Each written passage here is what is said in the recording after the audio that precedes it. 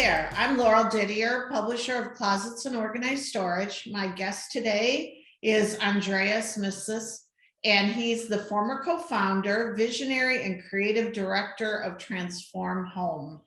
I've known Andreas since the Woodworking Network launched Closets and Organized Storage in 2004. And, he's been a mentor to me as far as kind of bringing me along with trends in the industry. And I know that, our top editor, Michelle Bradford, has also talked to Andreas quite a bit. She's gone to his showroom in New York. Yep. And I just have a lot of respect for the way Andreas and his partner Stuart had formed the company, their vision. And so we're going to talk a little bit about that, and let's get started right away. This is 10 questions from Closets and Organized Storage magazine, live with Andreas. So Andreas, let's talk a little bit about the beginning of Transform. And what was your vision for the company, and what did you see for long term? Sure. First of all, thank you for having me on your Zoom meeting here on the 10 questions show for you here, Laurel. I'll do anything for you. You've been there as a great supporter, as long as the Closets magazine, for not just for me, for the entire company. So it was great. And we appreciate all the support. Just to start, in case I forget at the end. So when we started the company, we had an amazing vision. First of all, Stuart Rich, the other co-founder, who were business partners for 20 years, had an amazing run. The two of us together created an amazing company. It was great. The two of us very different. We handle two different aspects of the company, and it was great. I don't have a single thing to say anything about our partnership. It was great, and I really, really enjoyed it, actually. So the vision of the company was, we wanted to create an amazing, not just so-called closet and storage company. That's why we didn't call it, the Stuart and Andreas Closets company. We called it Transform, because we wanted to have a very transformative experience for all of our customers, not just within themselves, but also the environment where they live in. And primarily a business was a business to consumer, so we would be in their homes. So that was primarily and that's the name of Transform Home. So that was the whole idea behind it. And then, of course, we were very, very into how do we create a product that actually not just helps people to solve their problem, but also while they're using it, they felt great about it. And so I think that's some success we had there. So, you guys constantly were raising the bar in creativity. And I know there's quite a few closets people in the industry that kind of looked to Transform for their inspiration, but where did you find your inspiration for creativity? Sure. Well, I mean, besides being an engineer, I went to school for design. So when I started my early career, I was designing sets on Broadway. So that's how I started. And then I guess my design enthusiasm and experience that I had, we did a lot of traveling with my wife. And every time I would travel abroad, a lot in Europe, every time I would go somewhere, I would bring something with me. It's so funny that when, the older days, it was the magazines, it was the pictures. I remember the libraries used to go, the picture collections of the New York City Library. It's just crazy. And then with the internet, every time you would see something, you would actually look for it. And, then you would study it. And then you would, of course, utilize all the things you learned at design school. And until today, everyone is using it, and I'm using it to really analyze how can that help what you're doing. So that's how I got I get a lot of inspiration from just by traveling and looking at things and visiting things and just learning. I think it's the nature of creative people is that, they tend to, they're, it's not a sexy term, but they're kind of Yeah, sponges for, yeah, just taking in their sights. They're, some people are very focused that, I'm going to the store. So yeah. they get to the store and they really don't see the path that they took to get there. And Mhm. creative people tend to see everything around them as they take that path to the store, Yeah. and then some of it is absorbed as ideas that come back later. And yeah, I just want to add one more thing, Laurel. Actually, one of the things that early on I always knew you have to go visit, events like, I was very fortunate living here in the New York metro area. I was able to go visit ICFF, the Architecture Design Show. So it was, I would just go and see kind of every show. And I also invite a lot of our designers that work for the company just to join me. And it's just, you got to see things, and you can't just be stuck in your own micro world. exactly. Yeah. Exactly. So, one thing that I know right from the get-go that I was really amazed was um, Transform's commitment to technology. You Yeah. guys went in big, and you know, Yeah. that's a big investment. So tell me a little bit about that. Well, first of all, I mean, we saw that technology is a driving factor everywhere. And we saw that early on. And the first thing we've done, we always wanted to have an amazing, first of all, let's start with the software, like a CRM, that, and to manage our company, to be able to put the customers in, to the appointments of the designers, the installation teams, the information of the customer, the drawings. And I think we were probably one of the early adopters to utilize like an extensive web-based online CRM. And that was our first part of us understanding that we really needed to embrace technology and utilize it. But then we always as well knew that you can't manufacture a great product unless you have great machines. I mean, I don't care what people say, you have to have great machines. So we did have amazing machines from Germany through the Styles Machinery Group, the Homa Group these days. And it was just our first generation of machines. And then we switched to the second generation, and then almost come to the third generation. So it was, we had great machines. And we used all of our vendors as partners, and one of our major partners was Styles Machinery, or the Homa Group, as they're taking over entirely. Wonderful. So, and that's a perfect segue into my next question. Was I know that partnerships were extremely important to Transform. And maybe you can, shed some light on how you manage those partnerships and how you develop such strong relationships. Sure. So I think both my business partner, Stuart, and I always embraced our vendors, whether they would have been machinery vendors, material vendors, equipment, anything that had to do with a vendor name on it. We never looked at them completely as vendors. We looked at them as partners, because if you're looking for something and they have it, then you get it. But you have to be upfront with them and tell them, I hope you're going to have it for a long time and you're not going to run out. Or so there has to be some kind of partnership where there's trust between the vendor and then the customer.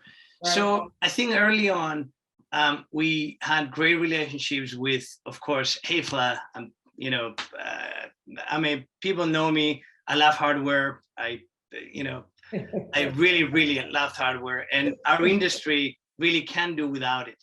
So Hefla was one, Richelieu as well.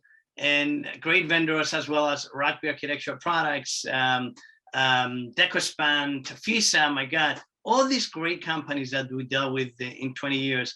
It was just always great to not look at them as, okay, what's in it for me, but look at it as a whole, from, as a partnership. And that really brought us a long way to be able to say, we're looking for this new product. It's always crazy to find new products. So that's why people come to me to show me some new products. I took a lot of gamble with a lot of other products, but I think for the most part, we're very successful picking products. And but when you pick products, you want to be able to make sure that the vendor can provide you with a product. They're not going to tell you down the road, oh, we got stuck with something and all that. And of course, pandemic hit, which, everything changed a lot things. So A lot of changes for sure.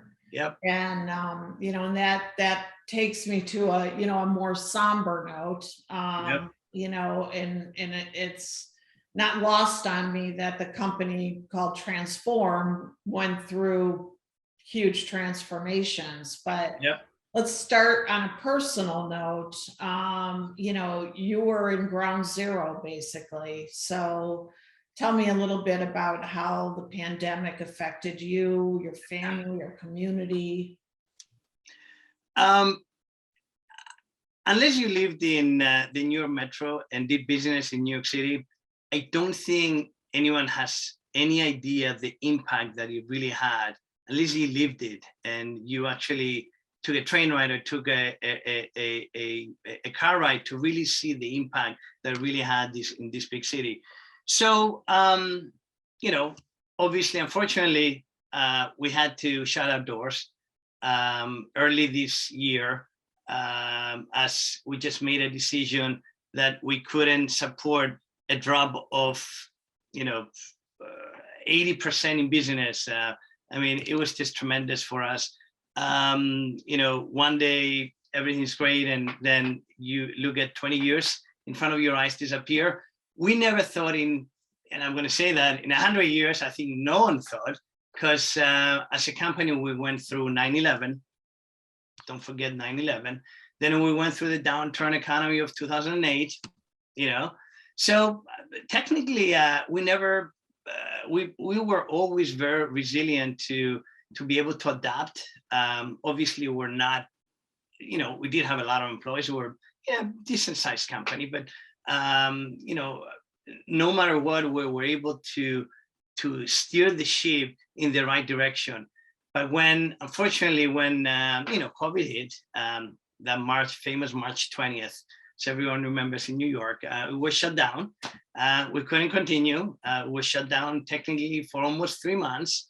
We couldn't go to the manufacturing plant. We couldn't see customers. We couldn't do anything. So, we brought everyone back in June, from March to June. That's almost 3 months. And unfortunately, the business was not there. 90%, I can tell you 85 to 90% of our business was in New York City. So the last 3-4 years, I can tell you, we focused our efforts in Manhattan primarily, in Brooklyn. And just for those of you guys, Transform is out, so it's an open market. But it's I don't think it came back yet 100%. It's going to take a little time, but there's no doubt that New York City will just rebound back. It's happening as we talk. Yeah. And yes, it was the kind of the first one to go down this time, and the last one to come back. Well, on the economy side in 2008, it was the last one to go down, the first one to come back, and that's what we always bet our company. Right. And that's a disappointing part. Sorry to disappoint for those that didn't know. Unfortunately, Stu and I had to make the big decision, late last year, and it took us a while to really disassemble the whole company. Yeah. And it was not easy. I got to tell you, I don't wish this on anyone. the last, those last year has been a tough one, and early this year, of course, I had to clear my mind, and here I am. I can't believe I'm actually talking to you, Laurel. Yeah. It's just surreal for me. So here I am. Yeah. Well, when I heard the news, I was stunned, obviously. And you only found out recently. You only I found only recently, found out recently through a post in LinkedIn. I know. This is the no one thought that our company could have gone under. I guess the only thing that couldn't have held it was the pandemic. So, and it hit hard in New York City. So, Yeah. this is and speaking of COVID, you unfortunately got it, but you were one of the fortunate ones. I was very, very fortunate. So my whole family. So late last year, when people forget that last September and October, it was the highest infection rates last year at early September, October, and actually it really hit bad again on the second wave in November, I remember, and that's when I got it. I got it sometime. I was fortunate that I barely had any symptoms, but I did go and tested myself. And when I tested positive, I'm like, oh, okay, all right. So thank God my wife and didn't have any symptoms, just felt something, but never thought. But of course, then she realized after I was tested positive. And my son, as if nothing happened. My 14-year-old, 13 at the time, actually last year Christopher is just turning 14. Yep, he's just about to turn 15. Yep. Yeah. I knew him when he was just a wee little thing. Actually, you and I met as he was maybe, you're right, 6 months old, and then I think I brought him to a conference back in Charlotte. I remember one of the classic conference, and I think that's when everyone met him. I know I was running around. Yeah, for sure. Time just flies. Yep. Yes. Yeah, that's awesome. Yeah. So tell me something. Where do you find your happy place? Like if you could be anywhere, where's your happy place? So anything that has water in front of it, whether it's a big lake. I grew up in the island of Cyprus, so I was born here in New York City, but I grew up there. So for me, I was always watching the blue Mediterranean Sea. So I can't go for too long without looking at the water on the record. It is what it is. I do live close by the water, so my favorite place is to really go and look at the water and just go for a stroll close by the water, whether it's a park that has a lake, whether it's the beach. We do that every day. Until today, we're trying. I know it's getting colder up here in Connecticut, but we still walk. I love walking. I gotta say that for the last 9 years, my wife and I got rid of one of the cars, and we were using until today. And I was taking the train to work every day. Yeah. So I was very fortunate I was able to do that. So I've been doing it for, I think it is 10 years now. I know that in fact. So nice. It's great. So that's my favorite place. Anything that has water in front of it. And it's blue, of course, so the beach, the lake, the park with a small pond. I'm with you on that. There's something very soothing and tranquil about water. Yep. Why, my whole house is kind of beachy. Yeah. I live in the desert, but I've got a beachy decor. Yeah, I mean, it was good to find out. It's look, Arizona. I think it's a great place. I visited many years ago with my wife a couple times. Yeah. So nice. Yeah. Nice. So over the past few years, there's been again transformation in the industry. in, you know, a lot of the things like lighting and different types of hardware and et cetera. But Yeah. what do you see the major trends going forward in the home organization industry? Well, let's go back and just analyze it a bit. I remember there were the small kitchen manufacturers, and then there were the all of a sudden, you know, all the closet and storage companies came along, and you know, they started doing simple closets. And by the way, we did that too as well. Not quite simple all the way, but I guess we were always kind of the next level.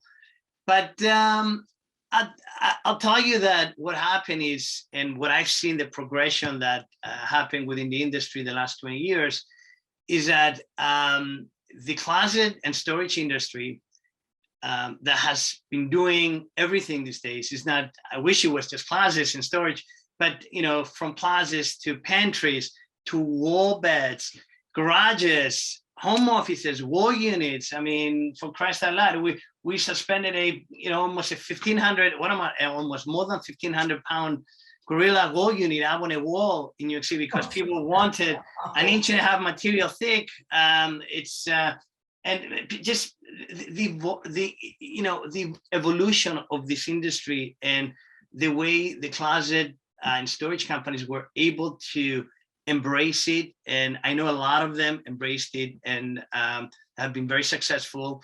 And you know, we've seen that early on our eyes, and we were pushing the envelope constantly by going into people's homes and not just looking at the closet, but looking at everything else. And it was just, we start from home office to wall units, and then I think our biggest evolution was finally when we ended up having the wall beds. And not just wall beds, but wall beds that convert into desks, or wall beds that convert when they're up, you have a sofa in front of it. And that was something that we worked with the hardware companies, and were able to accomplish an amazing product. But early on, I did see that the small kitchen companies were, all of a sudden, they've seen that, oh, I don't need to manufacture anymore. I can just buy cabinetry from overseas. Great. So they started bringing more and more and more and more items and more custom, actually, I should say more cabinetry from overseas. And what happened at a point when, you know, everything became so expensive to bring things over. And of course, now with COVID, it's all bets are off.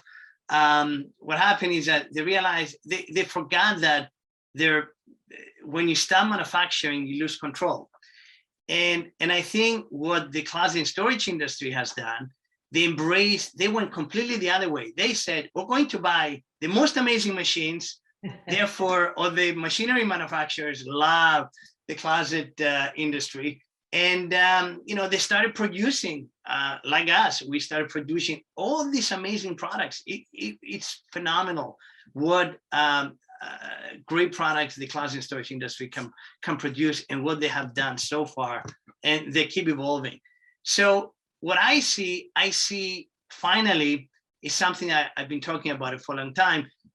You will see the marriage between the closet industry. I've seen it coming, by the way. I've seen it coming. I used to go to the closet conference, and I also used to try to attend as many Cabinet Makers Association events as well, to understand where were they coming from. Right. And finally, I think this decade, you'll see the marriage between companies where you have kitchen industry that are doing the closet and storage, and then you'll have closet and storage industry that will be doing kitchens. And this is, I think, where we're headed. And, you know, because once you get into someone's home, I'll tell you firsthand, our customers, they really want to deal with one company. Sure. Because, you know, renovating a home, it's not easy. It's emotionally very draining for whether it's a young couple, you know, middle-aged couple, family, right, single person, you know, all different situations. And what happens is this strain you go through to really accomplish that, it's tremendous. So I think people at the end, they would love to deal with one company that can provide them. If they love someone, they let them keep going. Exactly. So I think that's one of our successes we had, that at the end we started doing anything. People would come to us and say, can you do a small kitchen for us? We said, absolutely, why not? You know, there was, you know, coming from the closet and storage industry, you know, obviously we led an amazing, very high-end company here in New York City because the demand was there. And we have very complex customers that needed what they needed and wanted what they really wanted. So I think we saw the need of going into someone's home and doing the whole thing: wall units, kitchen, closets, wall beds. So I mean everything.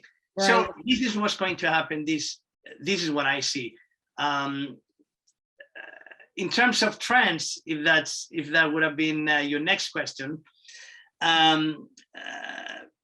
First of all, I gotta tell you, it's trends. We're always going to see, every 25 years, fashion goes back and forth. Right. And my favorite line was when about 10 years ago, I used to talk about, you know, shiny brass. Shiny brass part of the country 10 years ago was still kind of there. It was fading out, and then completely everyone faded it out. And then all of a sudden, brass came with a twist. And we all know what twist is. Yep. The people that, you know, they're in the industry, they understand. Yep. That kind of bronzy look, antique, not quite antique, but bronzy. And I think the trend continue up to a point where I think after every time there's a catastrophe or there's a major event, we tend to go back to the basics. And I think we will see again some shiny stuff. It's on the rise. We'll see again some, believe it or not, you know, polished chrome, some polished brass that I've seen it everywhere popping. But that's in terms of hardware and finish. But in terms of, and that will clash, and there will be a very nice contrast with, we'll see the nature coming in. It will continue, the nature will continue coming in. So I don't think that antique and bronzy brass is going to go out very soon. It's taking, because in certain areas this is still a big heat and it's still warming up. But I saw very like gunmetal, black, with a contrast of some very nice. We went through talking about woods and coloration of woods. We've seen the lights and we've seen the darks and we've seen the mediums, but where are we now? I think we are in the light and dark, and the in between has not caught up yet, because I think we've seen a big contrast between hardware and wood species. And of course, we've seen the melamine manufacturers doing amazing products that they're killing it out there. But of course, we have all these European companies like Egger that open up an amazing manufacturing plant in North Carolina. And I think they're an amazing product. Nice. Besides a lot of the Europeans that I've known that we use, like DecoSpan, the Shinoki product, and of course, Pure Canada, they're always going to do well because they're next to the United States. But and obviously, we love Tafisa for many years. But I'll tell you, the European influence has been tremendous for us, specifically the last 3-4 years, when we actually embraced this look that our customers wanted. Yeah, wonderful.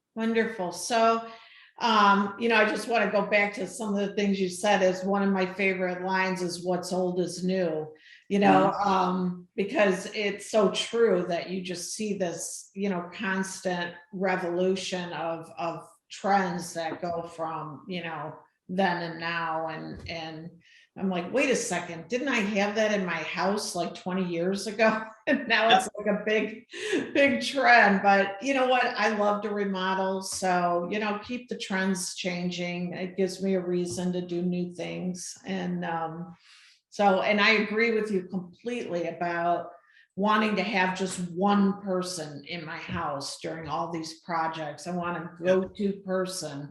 and not have all these different contractors that, oh, you do the kitchen, you do the bathroom, you do the closets. Doesn't work that way, especially with open concept, is you need it all to flow, you know, from room to room with a kind of a, you know, a look that is, you know, is kind of the umbrella of the whole project. Yeah. Laura, if I may add one more thing, is that since we're talking about, you know, Closets Magazine and you're the publisher for it, so closet and storage designers and companies, actually, just think about it for 1 second. When you go into someone's closet, you're actually really, really going close and personal to someone, because this is, you know, their closet. Okay. Yeah. And you ladies, you know, thank you for keeping the business up. But I think everyone, it's not just ladies, everyone these days, whether you're me or you or anyone out there, I think the look and how you look and what you'll wear in the morning to get to work, I think it's important. And I think people embrace that. And we've seen the transformation and the evolution from Europe to the United States, and voila, the closets.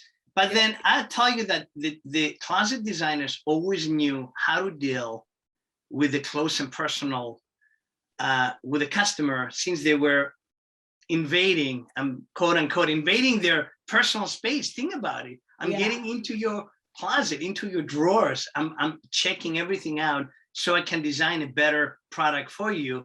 So they learn early on how to do that. And I think it's a natural evolution to see them doing the kitchens, see them doing everything else in the house. And I know there's a lot of people out there that they're contemplating, you know what, the closets are easy, they're easy to do. I'll tell you one thing, there's going to be a point, the closets had evolved so much. I mean, we've seen this evolution in lighting and the amount of LED lighting. I mean, Transform introduced LED lighting in 2009 when people thought LED was LED, you know, actual LED. So LED lighting has taken over the cabinetry industry, and closet manufacturers really embraced it. Think about every closet is dark.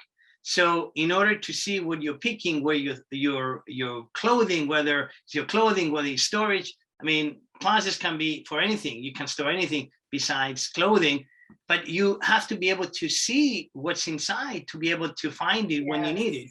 So I think the evolution of the lighting and technology, this is the marriage, and that's what we've seen the next 10 years. If I may add, the evolution of the technology to have such a big impact in the cabinet and home industry, it's going to be tremendous. And it's not just hooking up to Alexa and talking to them and turning the lights and turning them off, but moving beds up and down, moving a desk up and down, converting it into anything that you can possibly imagine. I am looking so forward to the next, evolution, and it's happening in front of our eyes. But there's going to be even further evolution in my eyes, in my lifetime. I know that.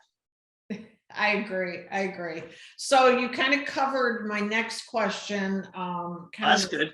Kind of, we're kind of blending them together, but as far as like advice to like new people coming into the industry, what would you like to share with them? So, first of all, do what you're doing because you love it. You have to love what you're doing, and your passion for doing what you're doing will come to your customers, and they'll embrace you for that. That's my number one thing I learned. I'm sharing my experiences now. Mm-hmm. I'm not sharing an advice because I hate advices. It's all about if I can share an experience that happened to me and have an impact on someone, that would be my satisfaction. So that's number one. Be passionate for what you do. That's number one. And then you'll see that embrace challenges. for me, we were able to, every time there was a challenge, we just embraced it and said, let's see how we're going to do that. Nothing stopped us. And then as you grow, you draw the limit where you say, okay, I can't go back on the product development for every job. So you have to create a line. As you grow, then you create a line. And from that line, then you have certain designs that you repeat over. But there's always a twist to something, and there's always a million different ways of doing something, whether it's a line. I mean, even people that have a product line, it's so funny that the closet storage industry was put to the test of how many different ways you can design something and how many different ways you can present something to someone to like it. And so embrace, for us to embrace the unknown, it's actually, and take the challenge, we'll have great results. Don't, we never got stuck. So, my 2 cents to someone would be, don't get stuck on just doing one thing, because everyone can do that one thing. Just think about it. Anyone can do one thing, okay? And the simple stuff, anyone can do the simple stuff. But if you have passion and you have that imagination to explore something new and be open to ideas, I think that's the number one thing for me of what I experience within our company. That's really good. Good. Thank you. Because I believe that's true of your, no matter where you are, or what you're doing, to be passionate and embrace challenges. And, that's what's always made, for me, being part of this industry has made it so fun, is to see the million different ways you can do something. And I think to add to that is don't make assumptions, because I have had, I told you I love to remodel, so I've remodeled every room in my house, and the past 3 houses. But I've had contractors that just make an assumption that I want to go with the cheapest option, or they don't show me the big huge stuff because they think my budget can't afford it. But you know what, if someone is excited enough about something, there's always money. They always find the money. I mean, it's just a fact of life. So don't hold back on showing people the big picture and what they can achieve. And then they can pick away at little things to get into their budget or their comfort zone. So good stuff. So Andreas, what's next for you? What's your next chapter? I think that's a question for a lot of people that know me for many years. So I've been working a couple of things. I think I think by the time this comes out, it will be out, but I'm at the point where I'm very, very, very selective who I'm working with and what my next movement is. I love this industry. I'll tell you, I had to take really, 4 or 5 months to really clear my head and, realize, okay, what just happened here? And really put my thoughts together and wait until, because I don't think it's you can't start or do anything else until you clear your head from something very major, dramatic, and just move on. I move on. I mean, if you asked me to do this maybe 5 months ago, I would tell you, I couldn't do it. So, but I'm very excited to tell you that I am working on a couple of things, and this particular one thing that will probably has a big promise, not just for me, for the industry. And here I am. That's as much as I can share. Okay. Laurel. Fair enough. Yep. Fair enough. Well, I know in my heart that you're going to be around, and you're going to be doing something fabulous. And I hope so. Yeah, and I'm excited to read the next chapter Yep. from Andreas Messis and where he transforms to. So very Yep. exciting. I Yep. so appreciate you taking time out of your day to talk with us today. Yep. Gave us some great information. I'm sure the audience of Closets and Organized Storage and Woodworking Network will appreciate, your insights. And, this will be in the Jan-Feb issue of Closets and Organized Storage. We'll be posting Yep. online. And I want to remind everyone that we have a fantastic event coming up in San Diego, April 27, 29, the Closets Conference and Expo, which Yep. Andreas can tell you a little bit about. He's Yep. been there, he knows it. Great We presented a networking. few times. It was great. Always a great place to not just learn, but to really, actually, learning was a big fact for me, always. So Yeah. I think it's a great place to just meet and see the industry and share information together. And every time I would go, I had 10 aha moments. Wow, this is great. So it's great. That's awesome. Yep. All right. Well, this concludes our 10 questions for Closets and Organized Storage. Again, I thank you, Andreas, and look forward to talking to you again soon. Well, Laura, thank you very much for having us. I appreciate your time as well. And best of luck with everything. I'm sure I'll see you soon.